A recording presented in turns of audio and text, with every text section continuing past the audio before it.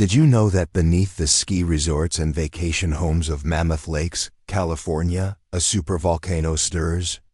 760,000 years ago, it exploded with a force that ejected 150 cubic miles of molten rock into the atmosphere, 400 times more powerful than Mount St. Helens, creating a caldera 20 miles long and 11 miles wide that geologists call Long Valley. The ash from that single eruption blanketed the entire western United States, and it's showing signs of waking up.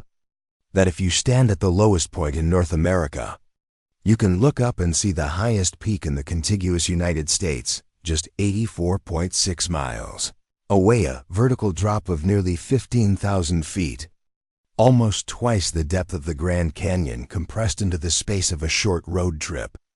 And that beneath California's surface lies a network of underground cave systems where crystal-clear lakes fall away into darkness 80 feet deep, where chambers echo with sounds that gave them names like moaning caverns, and where formations exist in only 5% of caves worldwide. California isn't just Hollywood and silicon and beaches.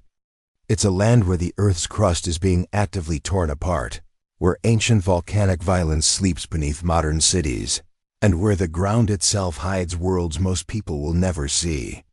Get ready, because today you'll discover 35 incredible facts about California that will completely change how you see the most geologically violent state in America. 35.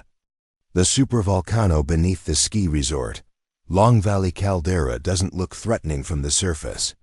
If you're driving through Mammoth Lakes on your way to the ski slopes, you might not even realize you're inside one of North America's most dangerous volcanic features.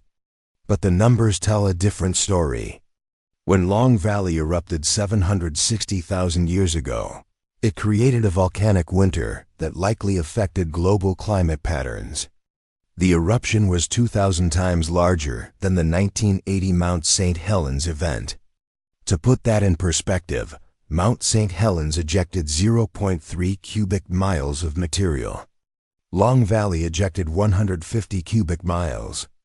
The caldera it left behind measures 20 miles long and 11 miles wide, and it has never truly gone dormant. Starting in 1980, the center of the caldera began rising at rates up to 1.5 inches per year.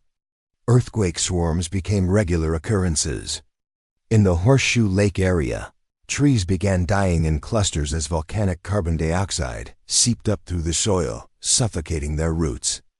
The USGS rates Long Valley as a very high-threat volcano, meaning it has the potential for significant explosive eruptions and a large exposed population.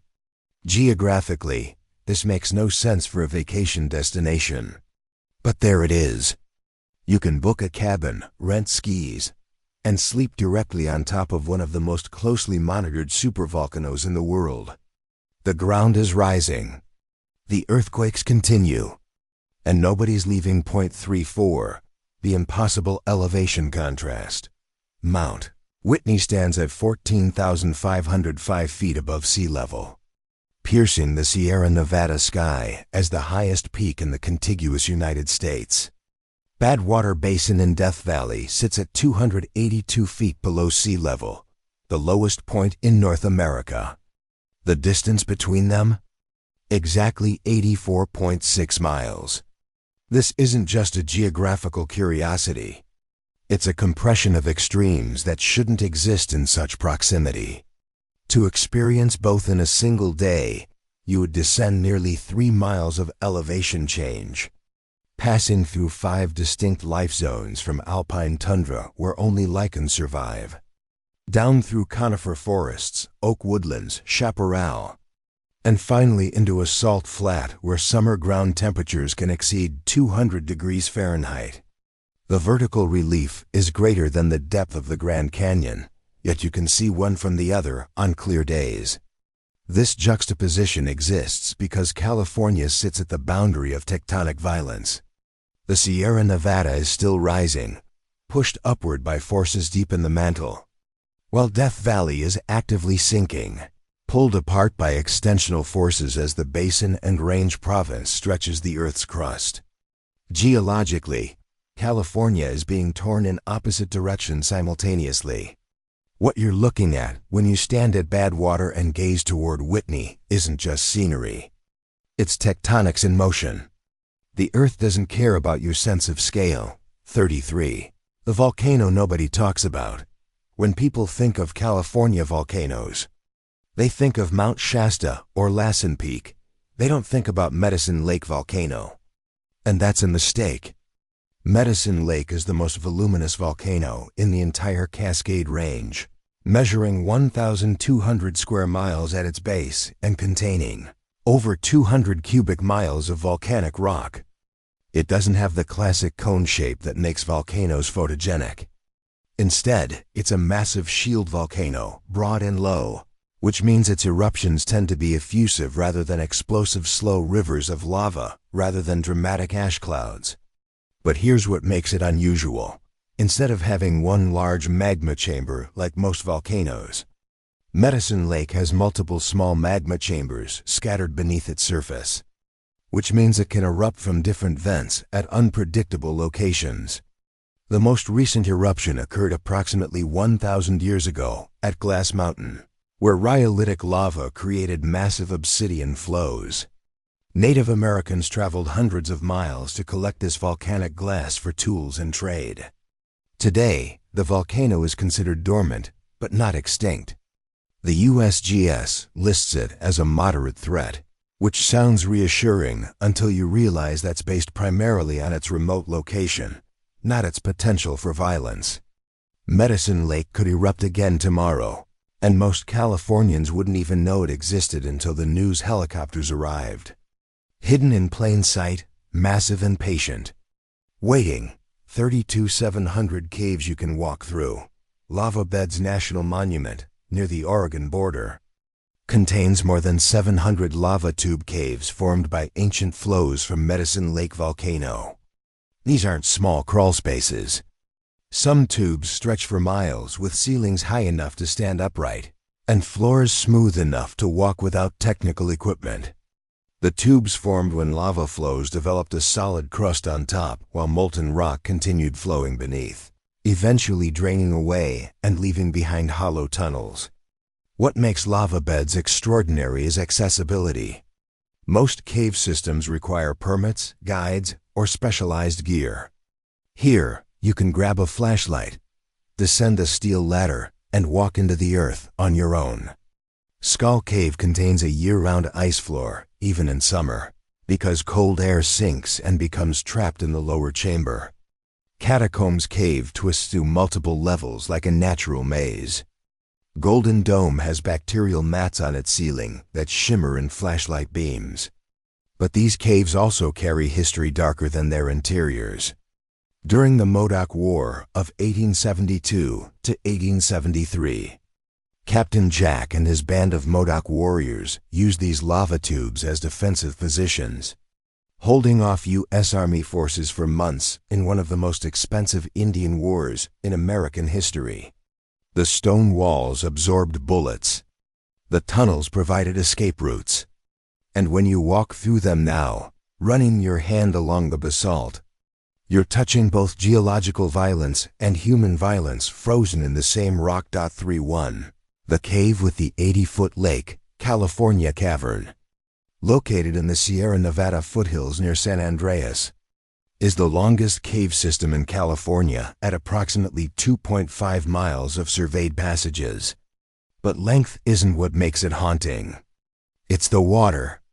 Deep in the cave system, beyond the public tour routes, lies a series of underground lakes that descend 80 feet into crystalline darkness. The water is so clear that early explorers couldn't judge depth accurately and had to drop weighted lines to measure it. The cave formed over millions of years as slightly acidic groundwater dissolved the marble bedrock, creating chambers, passages, and formations.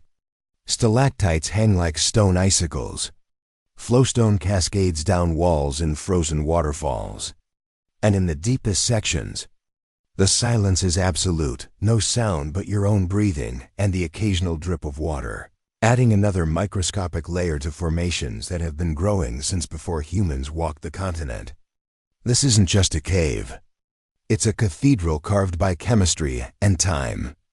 Native Americans used the entrance chamber for ceremonies. Gold miners rediscovered it in 1850 and held dances inside.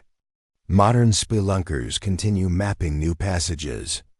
But those deep lakes remain largely unexplored, their bottoms unknown, their contents a mystery. Beneath California's busy surface, vast spaces exist where no light has ever reached. Where the earth folds into itself and creates voids that swallow sound in time. 30. The cave that moans, moaning caverns. Also in the Sierra foothills, contains the largest single cave chamber in California. The main room measures 165 feet tall enough to fit the Statue of Liberty inside with room to spare. But the chamber's dimensions aren't what gave the cave its name. At certain times of year, when temperature and barometric pressure differentials create airflow through the cave's narrow passages, the entire system produces low-frequency sound waves that early visitors described as moaning or groaning. The effect is unsettling. Standing in the main chamber, you can hear what sounds like the earth itself breathing. The cave was used by Native Americans for thousands of years, and archaeological excavations have uncovered human remains dating back 12,000 years, some showing evidence of falls from the entrance opening above, which drops vertically into darkness. In the early 1900s, visitors descended into the cave using a chicken ladder, a flimsy contraption of wire and wood that swayed as you climbed.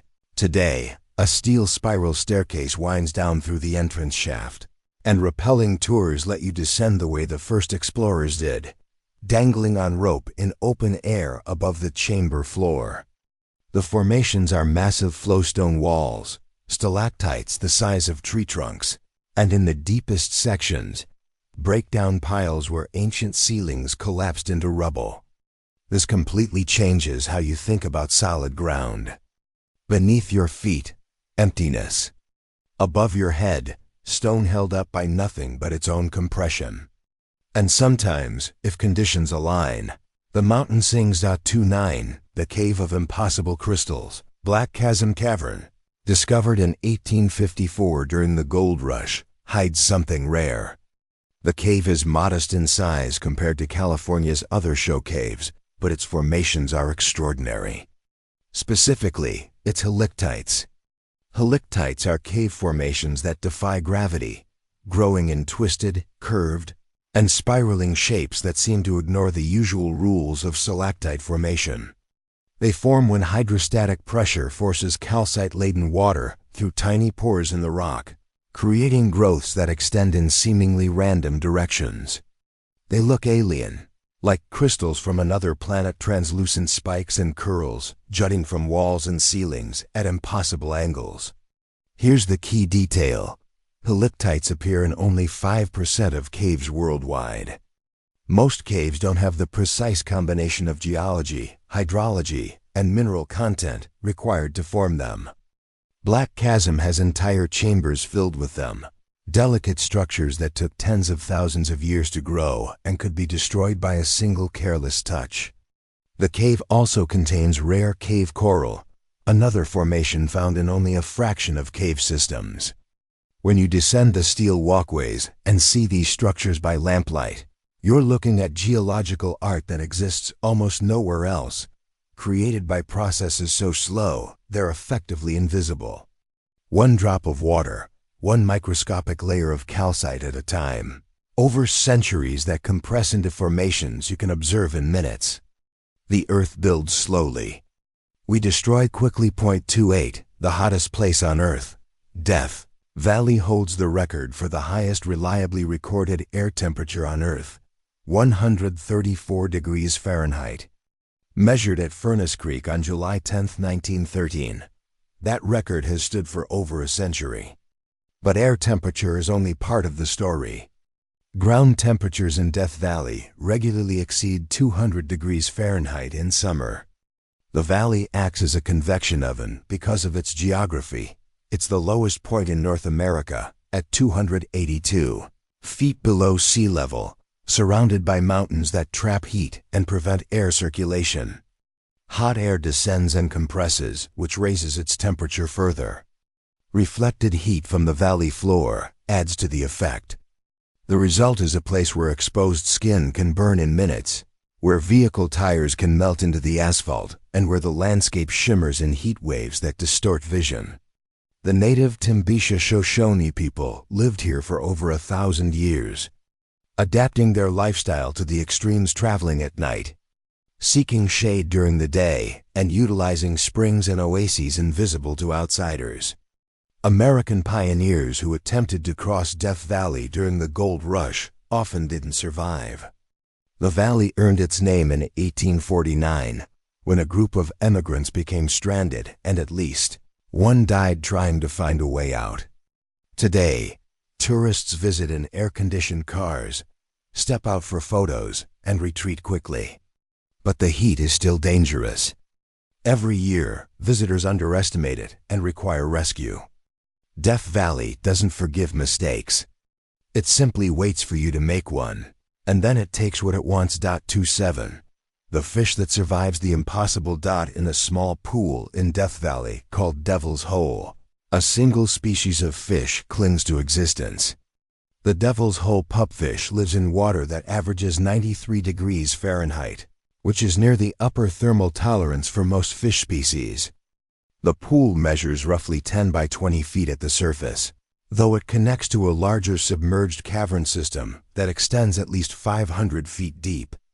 The entire population, typically fewer than 150 individual fish, lives on a shallow rock shelf near the surface where sunlight penetrates and algae grows.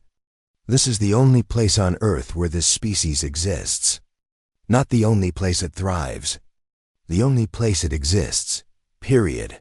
The pupfish evolved in isolation after Death Valley's climate changed and ancient interconnected lakes dried up, leaving only scattered springs and pools.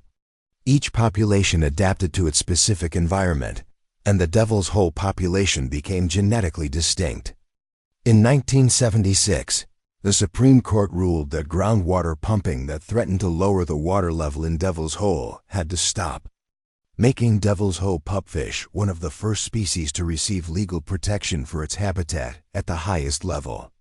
But the population remains critically endangered. Every year, biologists count the fish by hand during spawning season, photographing individuals to track population trends. Some years, the count drops below 100. This isn't just a fish.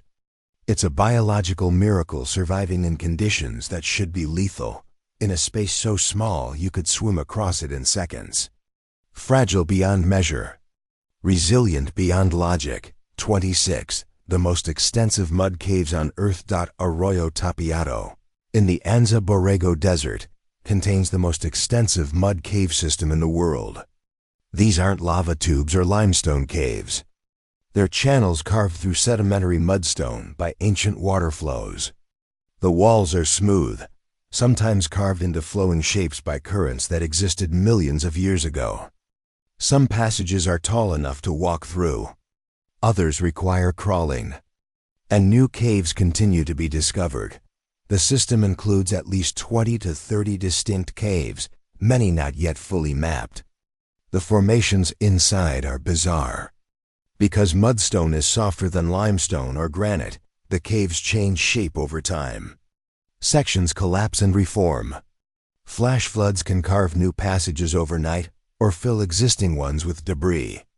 Walking through them feels less like exploring permanent geology and more like moving through a snapshot of erosion caught in progress. The caves have names like Big Mud Cave, Plunge Pool Cave, and the maze descriptive names given by explorers who often navigate with only a headlamp and GPS coordinates, because there are no official trails and no visitor centers. This is raw, unmanaged wilderness where the desert itself is the architect. The walls are compressed silt and ancient lake sediments. The ceilings bear ripple marks from water that flowed when this desert was the bottom of a sea. You're walking through time, quite literally, with every layer representing another epoch of deposition, compression, and exposure. And somewhere deeper in the desert, more caves wait to be found. Carved by water that's long since vanished. 25.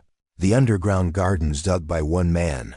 Baldassare Forestier arrived in Fresno in 1901, expecting fertile farmland. Instead, he bought land with a layer of hard-pan dense, nearly impenetrable clay just beneath the surface. Most farmers would have given up. Forestier dug down.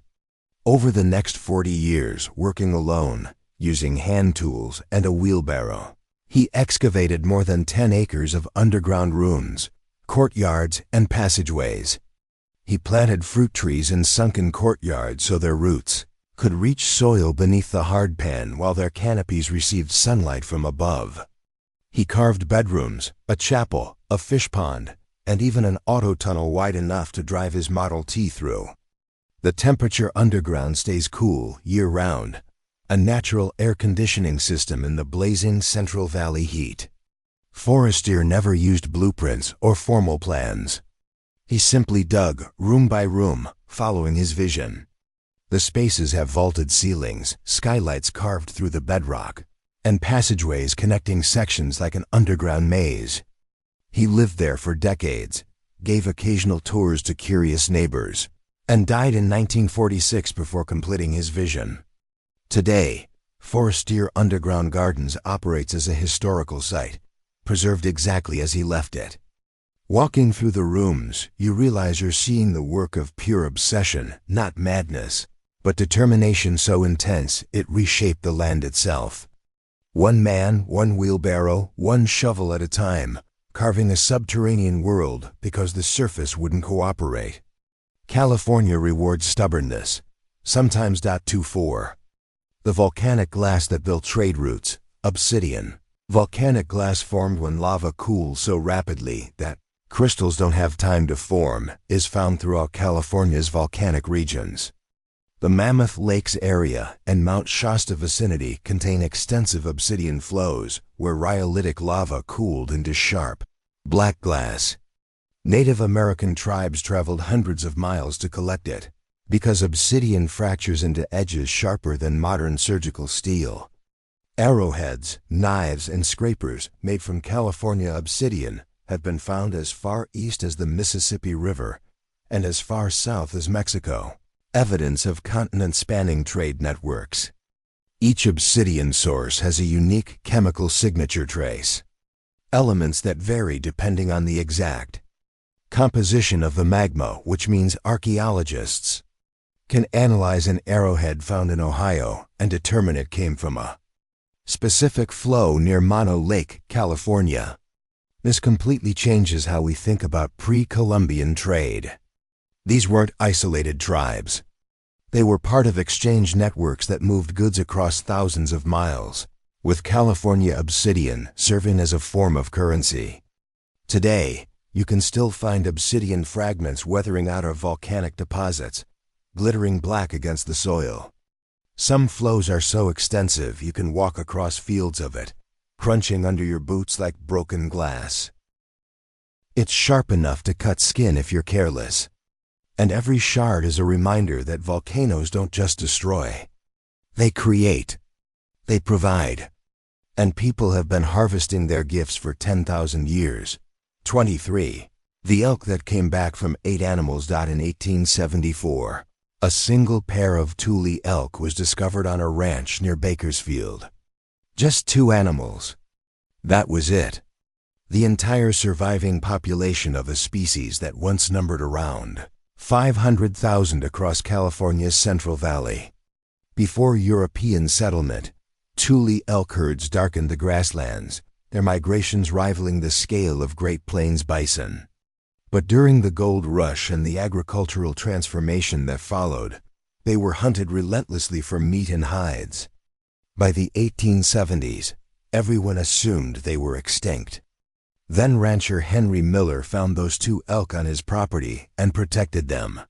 From that single breeding pair, plus a handful of others discovered later, likely fewer than 10 individuals total, the entire modern Thule elk population descends. Today, approximately 4,000 Thule elk live in California, spread across 22 separate herds in protected reserves and parklands. Genetically, this creates a problem. The species went through such an extreme bottleneck that every living Thule elk is closely related, which reduces genetic diversity and makes the population vulnerable to disease. But they're here. They survived. You can see them at Point Reyes National Seashore, at Grizzly Island Wildlife Area, at the San Luis National Wildlife Refuge. Bulls can weigh up to 900 pounds, with antlers spanning 5 feet. During the rut, their bugling calls echo across the grasslands, a sound that nearly vanished from California forever. This isn't just conservation. It's resurrection from the edge of genetic oblivion. Every elk you see represents one of the most extreme comebacks in North American wildlife history. 22. The most beautiful snake you'll never see. The San Francisco garter snake might be the most visually stunning snake in North America. Vibrant red and turquoise stripes running the length of its body, set against black skin with a blue-green head. It looks like someone designed it for a museum exhibit. But you're unlikely to ever encounter one in the wild, because only 1,000 to 2,000 individuals remain, isolated in small populations in San Mateo and Santa Cruz counties. The snake is endemic to California, meaning it evolved here and exists nowhere else on Earth. It requires very specific habitat, freshwater marshes and ponds where it can hunt for its primary prey. The California red-legged frog, which is itself endangered. This creates a conservation paradox. You can't protect the snake without protecting the frog. You can't protect the frog without protecting the wetlands. And California has lost over 90% of its historic wetlands to agriculture and development. The remaining habitat is so fragmented that snake populations can't interbreed, which increases inbreeding and genetic problems. Federal protections have been in place since 1967. Making this one of the first species listed under the Endangered Species Act, but protection on paper doesn't restore lost wetlands or reconnect isolated populations. The snakes persist in pockets, beautiful and invisible, hunting frogs in the remaining marshes while suburbs expand around them. Geographically, they're within an hour's drive of San Francisco, one of the most populated regions in the state. But they might as well be on another planet. Proximity doesn't mean survival. 21. The foxes of the islands. The Channel Islands, scattered off the coast of Southern California, are home to one of the most remarkable evolutionary stories in North America. The island fox, a species that exists only on 6 of the 8 Channel Islands, evolved from gray foxes that somehow reached the islands thousands of years ago, probably on floating debris or during periods of lower sea level. Isolated on separate islands, the populations diverged into 6 distinct subspecies, 1 per island, each slightly different in size and appearance. What makes them extraordinary is their size. Island foxes are the smallest foxes in North America, weighing just 4 to 5 pounds, about the size of a house cat. Island dwarfism is common when large animals colonize islands with limited resources. But seeing a fox the size of a cat is still surreal. They show little fear of humans, which nearly led to their extinction. In the 1990s, golden eagles began predating heavily on the foxes after bald eagles, which don't hunt foxes, disappeared from the islands due to DDT contamination. Fox populations crashed. On some islands, fewer than 15 individuals remained. The recovery effort involved captive breeding, reintroduction of bald eagles to displace golden eagles, and removal of feral pigs that attracted the golden eagles in the first place. Today, fox populations have rebounded to over 2,000 individuals across the islands. You can see them on Santa Cruz Island, trotting along trails in broad daylight, curious and unafraid. 6 subspecies, 6 islands, each population a distinct evolutionary experiment. California doesn't just have unique species. It has species that evolved uniquely on every available piece of land. 20. The mouse that weighs less than a quarter. The Pacific pocket mouse is one of the smallest rodents in North America, weighing just 1/10 of an ounce, slightly more than a quarter. It's nocturnal, solitary, and endemic to Southern California's coastal sage scrub habitat, which is one of the most threatened ecosystems in the United States. By the 1990s, scientists believed the Pacific pocket mouse was extinct. The last confirmed sighting had been in the 1970s. Then, in 1993, a small population was discovered at the Dana Point headlands. Additional populations were later found at military bases and protected reserves, but the total population likely numbers fewer than 5,000 individuals. The mouse doesn't drink water, it extracts all the moisture it needs from seeds. It has external fur-lined cheek pouches for carrying food, which is where the pocket in its name comes from. And it can survive in conditions that would dehydrate most mammals, making it perfectly adapted to California's Mediterranean climate of long, dry summers. But adaptation doesn't guarantee survival when your habitat disappears. Coastal development has eliminated over 90% of coastal sage scrub, and what remains is fragmented into isolated patches.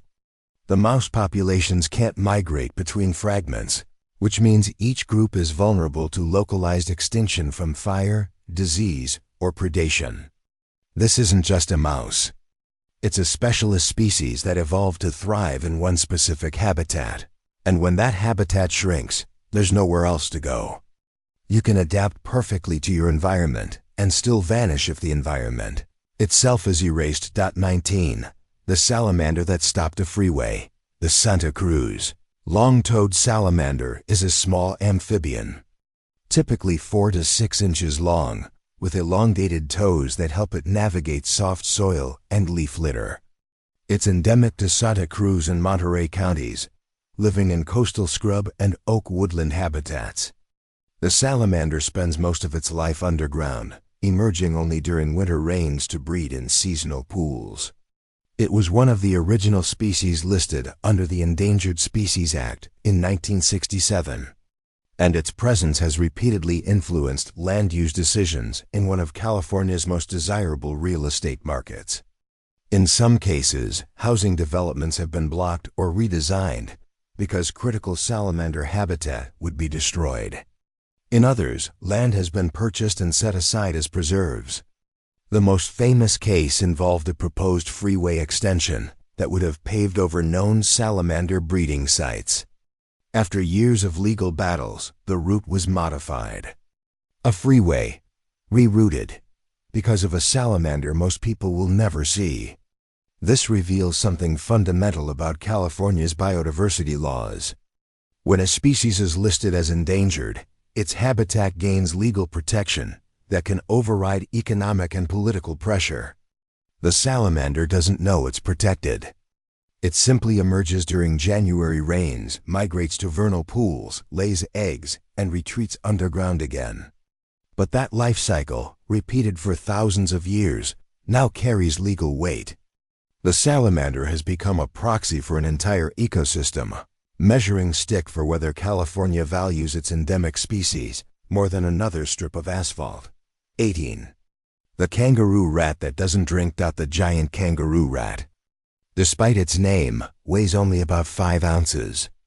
It's called giant because it's the largest of the kangaroo rat species, with oversized hind legs that let it leap up to 9 feet in a single bound.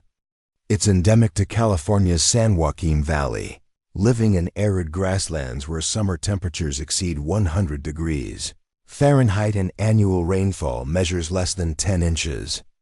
Like the Pacific pocket mouse, the giant kangaroo rat never drinks water. It extracts all necessary moisture from seeds, and its kidneys are so efficient at conserving water that its urine is 4 times more concentrated than a human's. The rat creates extensive burrow systems with multiple entrances, escape tunnels, and food storage chambers where it hoards seeds during abundant periods.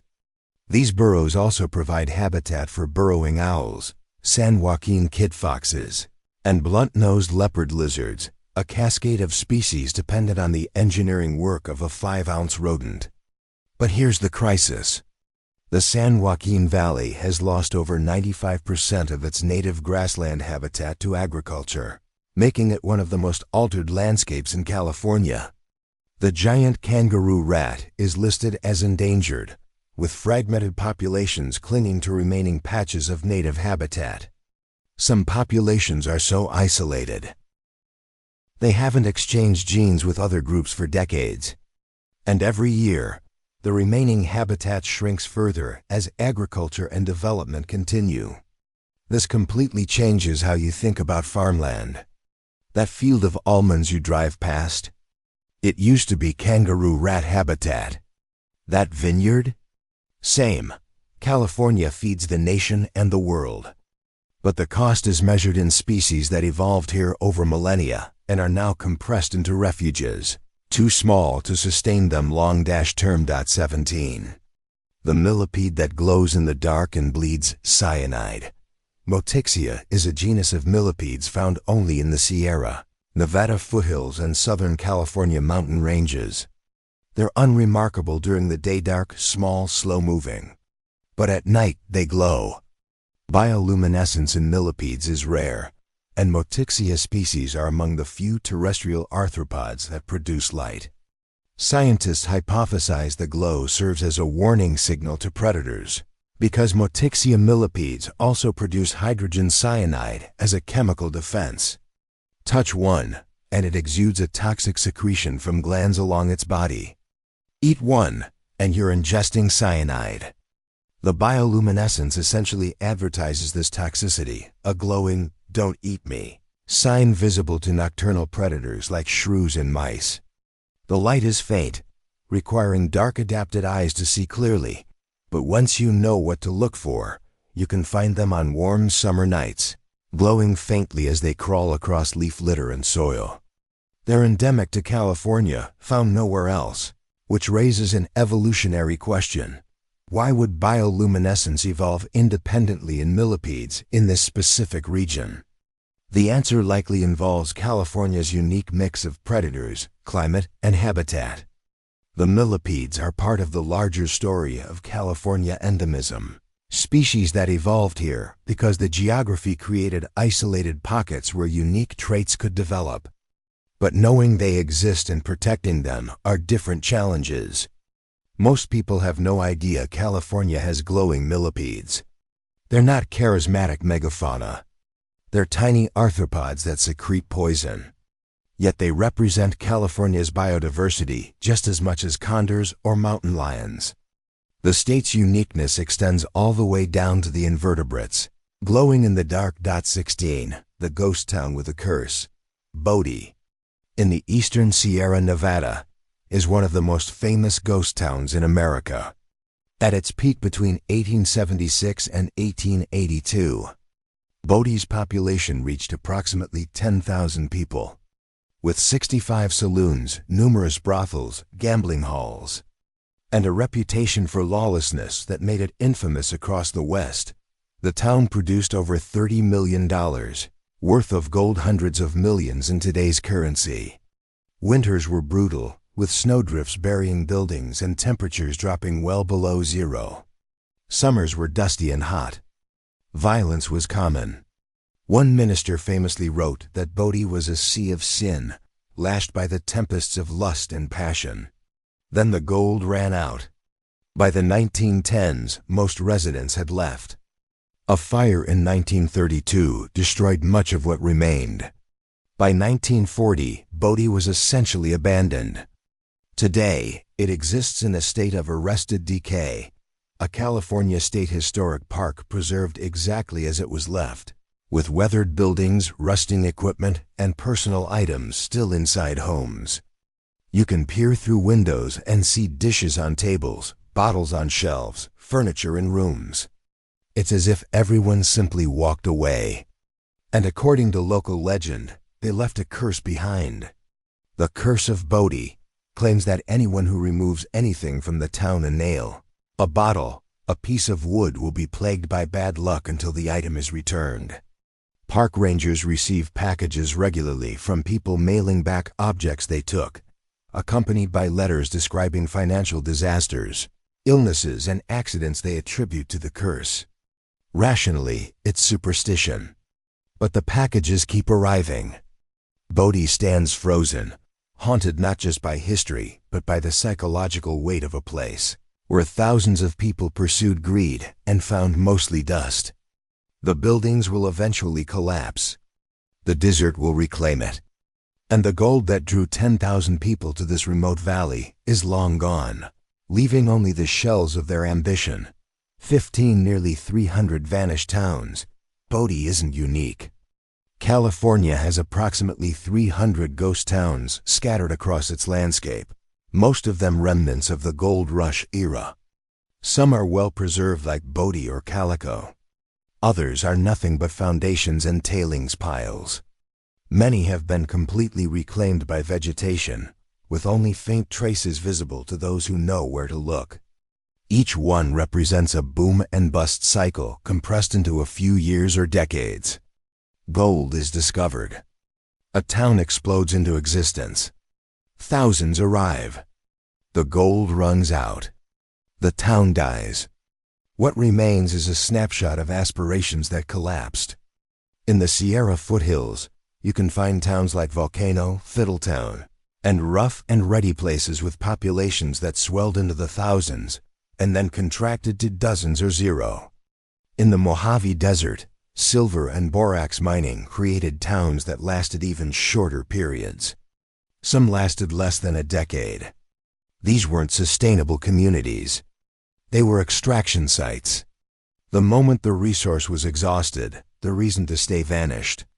Walking through these sites today, you see the same patterns. The saloon is always one of the largest buildings. The jail is sturdy stone. The church, if one exists, is often modest. The residential areas are mostly gone wood buildings, scavenged for materials or collapsed into rubble. And everywhere, rusting metal cans, nails, wagon parts, mining equipment.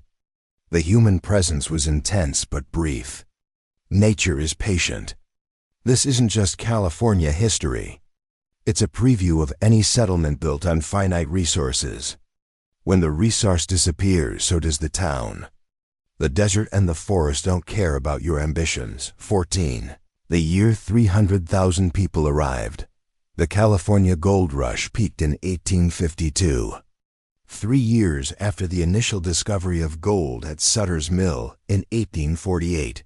That single year, over 300,000 people flooded into California from across the United States and around the world.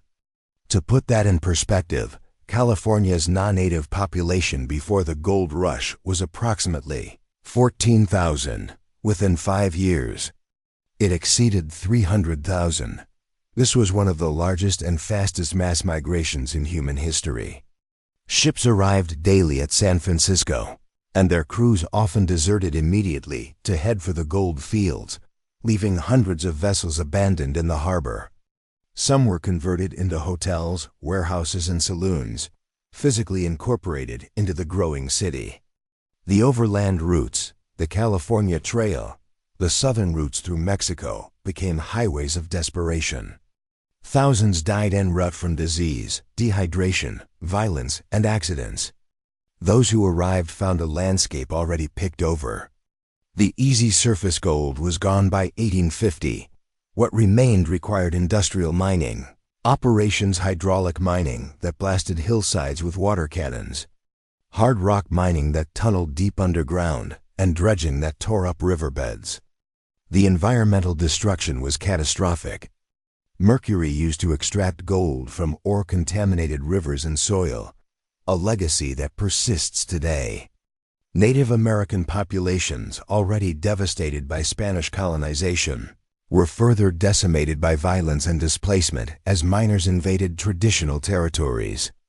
The gold rush transformed California from a remote region into a state, but the transformation was built on greed, environmental destruction, and human suffering. The gold that made fortunes for a few cost immeasurable loss for many. And most of the people who came chasing dreams left with nothing but debt and disillusionment. 13. The mine that ran for a century, Empire Mine. In Grass Valley, operated continuously for 106 years. From 1850 to 1956, making it one of the longest-running gold mines in California history. Over that century, miners excavated 367 miles of underground tunnels, reaching depths of nearly 11,000 feet, more than 2 miles straight down into the earth. The mine produced 5.8 million ounces of gold, worth billions in today's currency. At its peak, over 1,000 workers labored in the tunnels, drilling, blasting, and hauling ore to the surface in conditions that were hot, dangerous, and suffocating. The deeper the tunnels went, the hotter it became. Temperatures at the lowest levels exceeded 120 degrees Fahrenheit. Ventilation shafts pumped air down, but it was never enough. Men worked in near darkness, lit only by candles and later electric lights, breathing rock dust and drilling through quartz veins that contained microscopic flecks of gold. The ore was crushed at stamp mills, massive machines that pulverized rock with steel hammers, then processed with mercury and later cyanide to extract the gold. When Empire Mine finally closed in 1956, it wasn't because the gold was gone. It was because the cost of extracting it exceeded its value. The deepest tunnels were flooding despite constant pumping, and the remaining ore was too low grade to be profitable. Today, Empire Mine State Historic Park preserves the surface buildings, but the tunnels are sealed and flooded. Miles of passages filled with water, collapsing slowly under the weight of the mountain above. You can tour the grounds and see the scale of the operation, the owner's mansion, the mine yard, the preserved equipment. But you can't go below. The underground world that took a century to create is inaccessible now, entombed in darkness and water. The gold is still there, they say, just not worth dying for anymore. 12. The eruptions that keep happening. California has experienced at least 10 volcanic eruptions in the past 1,000 years. Not ancient history, not geological deep time. The last millennium. That's roughly the same frequency as major earthquakes on the San Andreas Fault. Yet most people think of California volcanoes as dormant relics. The eruptions weren't all massive. Some were relatively small lava flows or minor explosive events. But they happened. Lassen Peak erupted as recently as 1914 to 1917.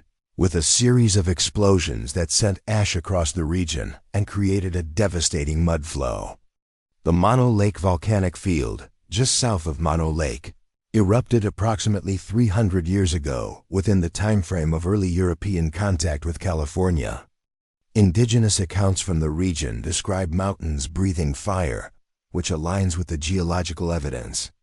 And these aren't isolated incidents scattered randomly across time.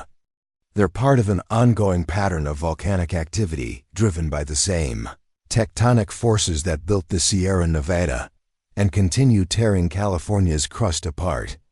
The volcanoes haven't stopped. They've paused. There's a difference. Magma still rises beneath Medicine Lake, Lassen, Shasta, and Long Valley. The systems remain active, monitored by seismometers that detect earthquake swarms, indicating magma movement. California exists in a volcanic waiting period, where the question isn't if another eruption will occur, but when and where. And unlike earthquakes, which strike with little warning, volcanic eruptions often provide signals: increased seismicity, ground deformation, gas emissions that can be detected weeks or months in advance. The USGS watches carefully. But watching doesn't mean controlling. When the next eruption begins, the best we can do is evacuate and document 15 volcanic threats under constant watch. The United States Geological Survey actively monitors 15 volcanic centers in California. 3 of them: Lassen Volcanic Center, Long Valley Caldera, and Mount Shasta, rated as very high threat volcanoes, meaning they have both high potential for significant eruptions and large populations within their hazard zones. Lassen Peak last erupted in 1915. And the volcanic center remains thermally active with boiling springs, fumaroles, and geothermal features throughout Lassen Volcanic National Park. Mount Shasta, a massive stratovolcano rising 14,179 feet, has erupted multiple times in the past 3,500 years, with the most recent significant eruption occurring around 1250 CE. An eruption today would threaten nearby communities and potentially disrupt air traffic across the West Coast. Long Valley, as discussed earlier, shows ongoing unrest with earthquake swarms and ground uplift. The remaining 12 monitored volcanic centers range from moderate to high threat, including Medicine Lake, Clear Lake Volcanic Field, and the Salton Buttes. Each one is connected to a network of seismometers, GPS stations, and gas sensors that feed data in real time to USGS scientists who analyze the signals for signs of impending activity. This is one of the most sophisticated volcano monitoring systems in the world, but it exists because California sits on geologically young and active volcanic terrain. The monitoring isn't precautionary. It's necessary. The volcanoes are alive. The magma chambers beneath them are replenishing. And the next eruption could be decades away or could begin tomorrow. California's volcanic threat is immediate, ongoing, and impossible to eliminate. You can monitor it. You can prepare for it. But you cannot stop it. The eruption that happened in living memory 300 years ago sounds ancient until you realize that's only about 12 human generations. The Mono Lake Volcanic Field erupted sometime around 1720 CE. Based on radiocarbon dating of charred wood found beneath lava flows on Paoja Island in Mono Lake, the eruption created new volcanic domes and lava flows in an area that today sits within view of Highway 395, one of California's major north-south routes. Native American oral traditions from the region include stories of fire and smoke rising from the lake, and of islands appearing where none existed before. These aren't myths. They're eyewitness accounts preserved across generations. Geographically, this places volcanic activity well within the historical period, not the prehistoric. People saw it happen. They described it. They passed the stories down. And the volcanic field is still active. The most recent significant earthquake swarm in the area occurred in 1980, when thousands of earthquakes shook the region over several months, accompanied by ground uplift and increased carbon dioxide emissions. The USGS determined that magma was moving beneath the surface, though no eruption followed. That activity eventually subsided, but the system remains restless. Mono Lake sits in a volcanically active basin surrounded by craters, cinder cones, and lava flows that range in age from hundreds of thousands of years old to just a few centuries. This isn't ancient geology frozen in time. This is an active volcanic zone where eruptions happen on human timescales. The next one could occur within our lifetimes. And there's nothing hypothetical about it. The largest geothermal plant in the world, the geysers, located in the Mayacamas Mountains north of San Francisco, is the largest geothermal power complex in the world.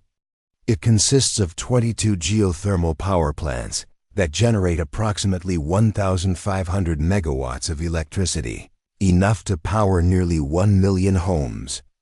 The plants tap into superheated steam reservoirs deep underground, where magma heats groundwater to temperatures exceeding 500 degrees Fahrenheit. Wells drilled as deep as 2 miles access this steam, which drives turbines at the surface. The geysers has been producing electricity since 1960, making it one of the oldest geothermal energy sites in operation. But here's what most people don't realize. The geysers exists because California is volcanically active. The heat source is residual magma from ancient volcanic activity in the Clear Lake Volcanic Field, which last erupted around 10,000 years ago but remains geothermally active. The same tectonic forces that create California's volcanoes also create the conditions for geothermal energy. You're literally harnessing volcanic heat to power cities. The irony is profound.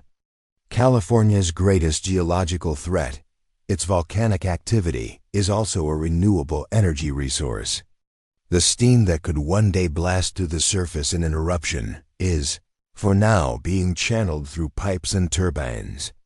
It's a temporary truce between human infrastructure and geological violence. The heat will outlast the power plants.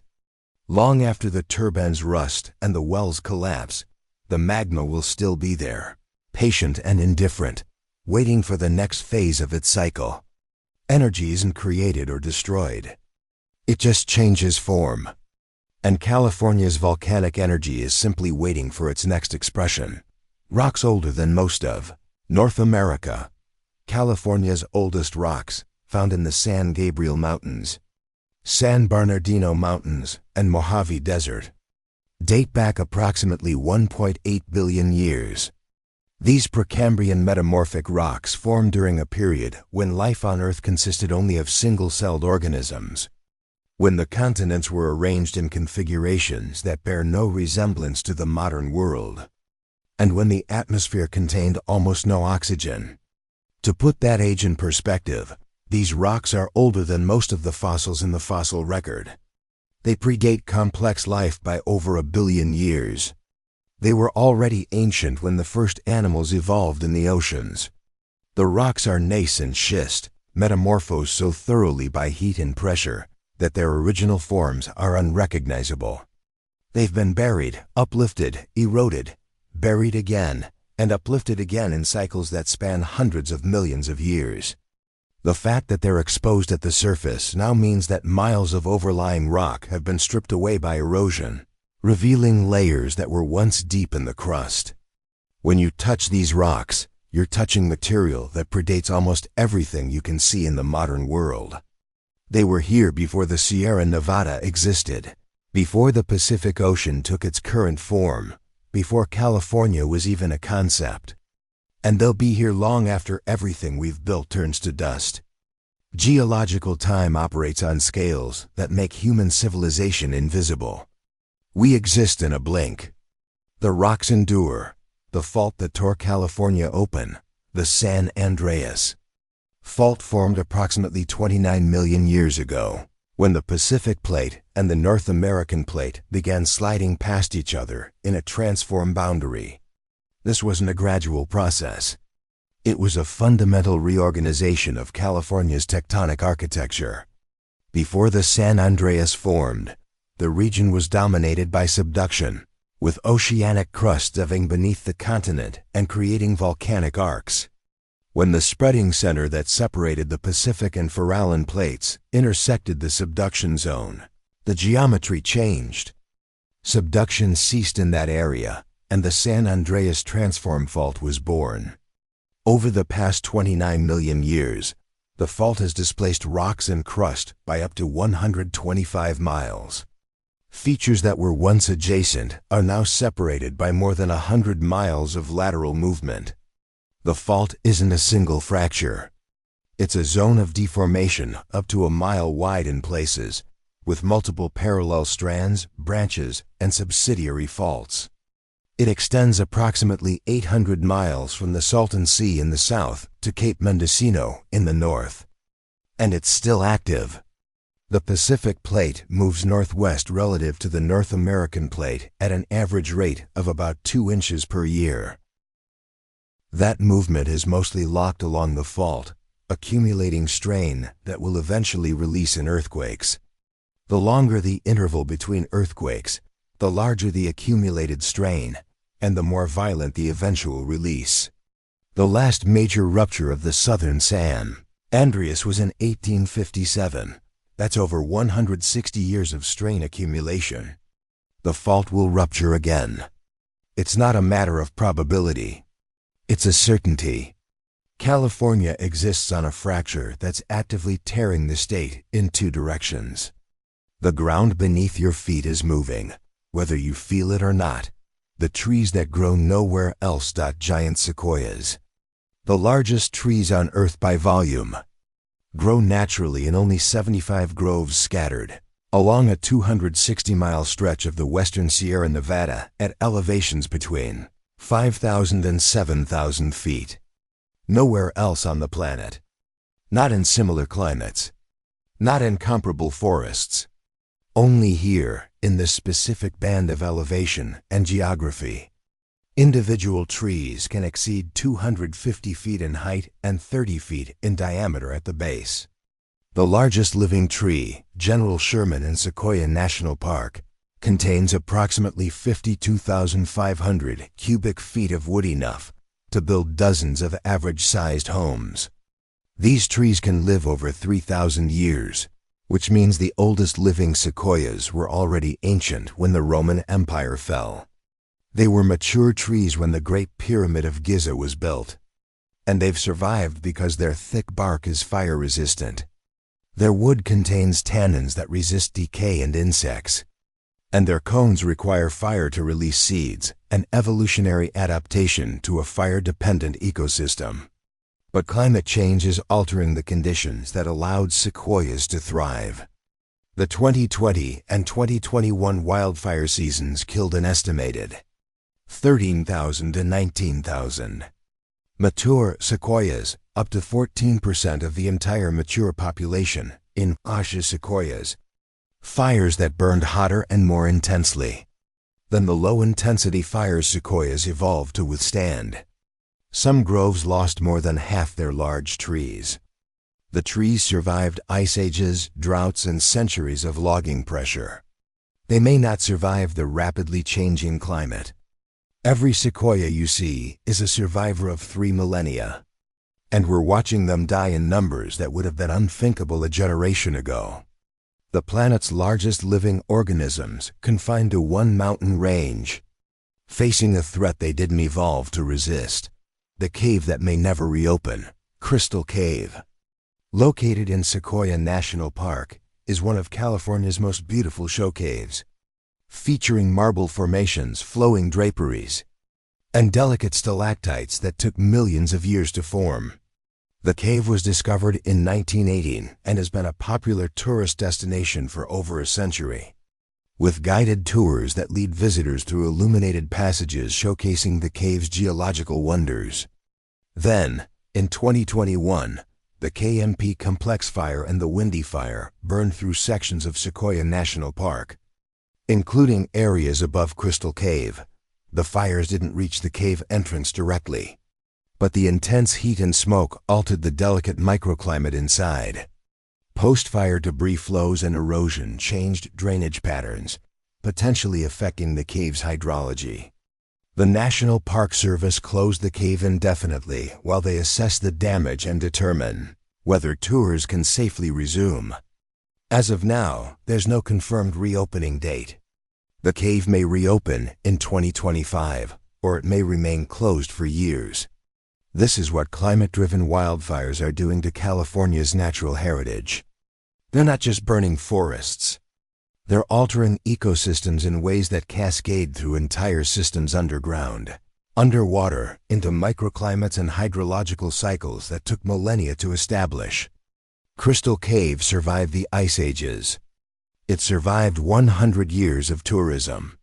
But it may not survive the fires.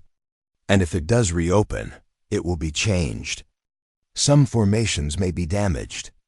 The ecosystem of cave-adapted organisms, insects, spiders, bats may be disrupted.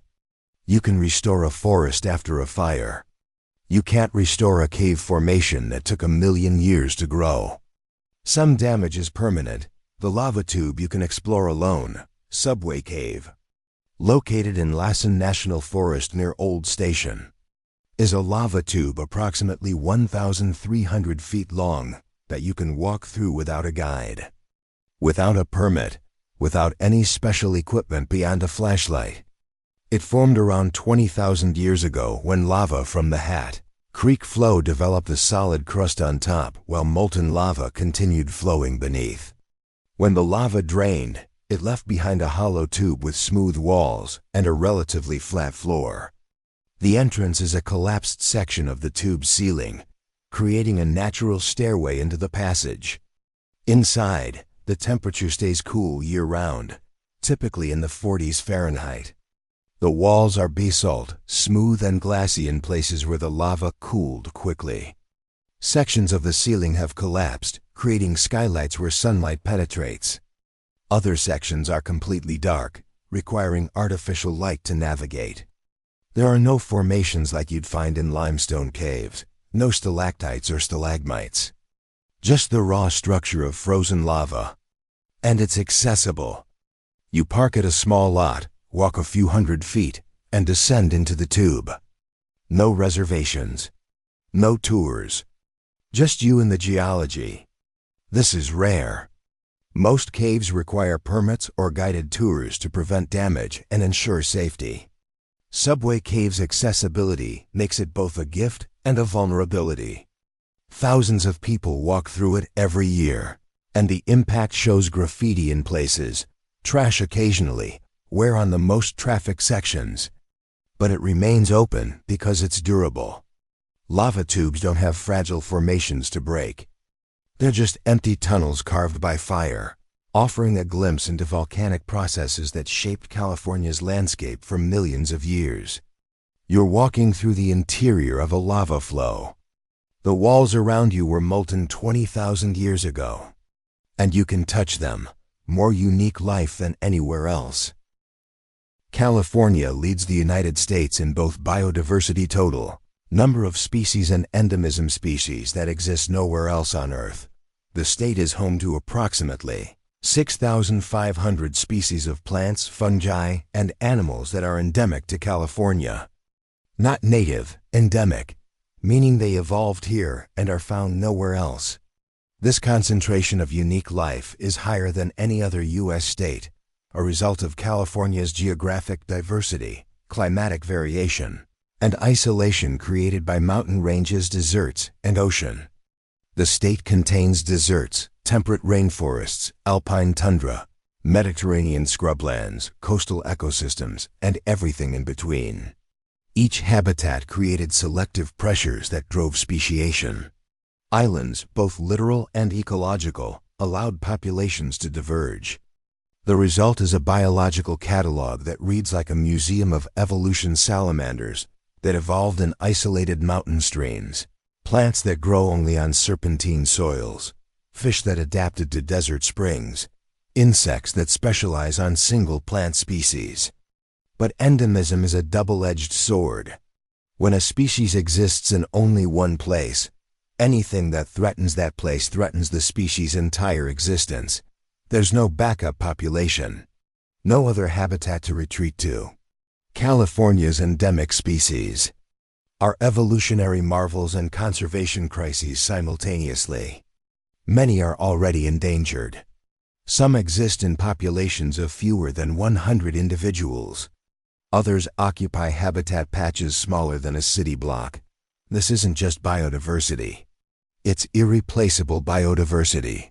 Every endemic species represents millions of years of evolution cannot be replicated elsewhere.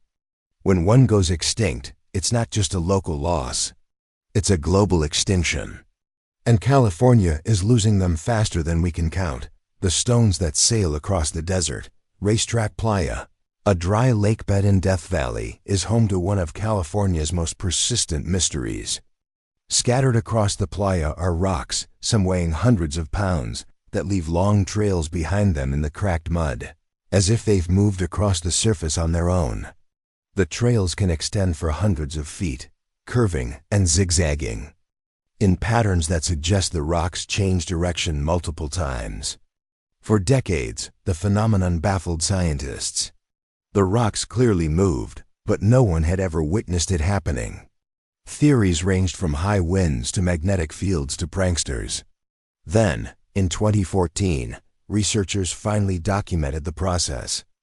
During rare winter conditions, when the playa floods with a thin layer of water that freezes overnight, the ice forms large, thin sheets. As the sun rises and temperatures increase, the ice begins to break apart and melt. Light winds push the floating ice sheets across the water, and the ice sheets push rocks embedded in them, carving trails in the soft mud beneath. The movement is slow sometimes, just inches per minute, and requires a precise combination of water, freezing temperatures, sunlight, and wind. These conditions occur only a few times per decade, which is why the phenomenon remained unobserved for so long. The rocks don't sail often, but when they do, they leave evidence that lasts for years until wind and rain erase the trails.